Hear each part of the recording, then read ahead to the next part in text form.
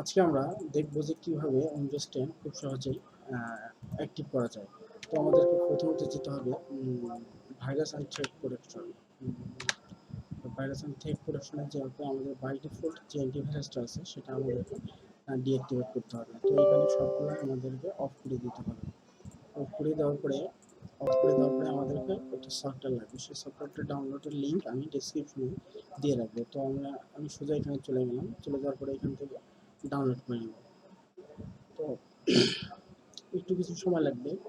সময় লাগার পরে এটা ডাউনলোড হয়ে যাবে।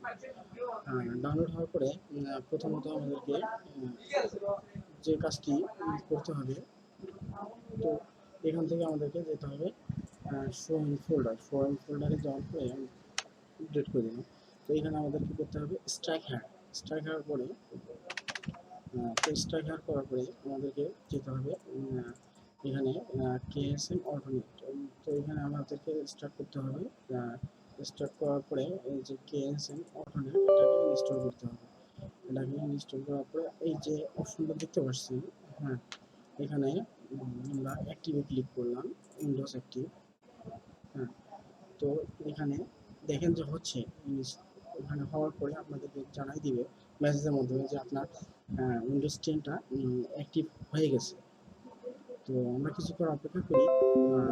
তো দেখেন এই যে দেখেন প্রোডাক্ট সাকসেসফুলি অ্যাক্টিভ। তো আমাদের উইন্ডোজ 10টা অ্যাক্টিভ হয়ে গেল। অ্যাক্টিভ হওয়ার পরে আমাদের এখান থেকে বের হয়ে আসতে হবে। বের হয়ে এসে আমরা যে বাই ডিফল্ট যে ভাইরাসটা ডিঅ্যাক্টিভ করছিলাম, তো আমরা সেখান থেকে আমরা সেগুলোকে অ্যাক্টিভেট করে দেবো। অ্যাক্টিভেট করে দেওয়ার পরে আপনারা দেখতে পাচ্ছেন যে আমাদের উইন্ডোজটা খুব সহজেই উইন্ডোজ অ্যাক্টিভ হয়ে গেল।